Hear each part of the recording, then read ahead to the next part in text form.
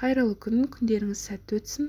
Бүгін сіздермен бірге бір жасағаннан өте дәмді болып шығатын америкалық панкейктерді дайындайтын боламыз. Жасап көрсеңіздер, үй іштеріңіз, әсіресе балдар сүйіп жейтініне сенімдімін.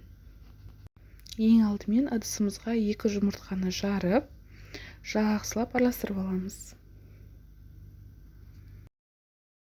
2 жұмыртқаны жақсылап араластырып алғаннан кейін өлшеп қант қосатын боламыз. Қантымыз бен жұмыртқамыз бір келкі болғанша, қантымыз ерігенше тағы да жақсылап араластырамыз. Барлық керекті заттардың мөлшерін видеоның астында описаниеге жазып кететін боламын. Егер де видео ұнаған болса, лайк басып, комментарий жазып, қолдап қоюларыңызды сұраймын. Енді жылы сүтімізді құямыз. Ұнымызды және де 1 шай қасық қопсытқыш салатын боламыз. Ешқандай іртік қалмайтындай барлығы бір келкі болғанша жақсылап араластырамыз.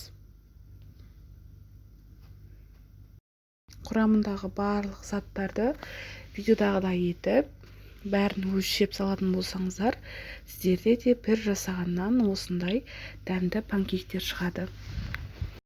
Қатты ыстық емес, осылай ерітілген сары майымызды салып жақсылап араластырамыз. Мінекей біздің сұйық массамыз дайын. Мен құймақ пісіретін табаны пайдаландым. Сіздерде асты жабыспайтын кез келген тапаны пайдалансаңыздар болады. Ең бірінші пісірген кезде осындай жеңіл-желпі майлап аламыз. Осылай дөңгелекше етіп құйып, осындай көпіршіктер шыққан кезде екінші жағына алмастырамыз. Ең бірінші пісірген панкейк осы видеодағыдай болып шығады, одан қорықпаңыздар. Осындай көпіршік болған кезде екінші жағына алмастырамыз, барлығын солай пісіріп аламыз.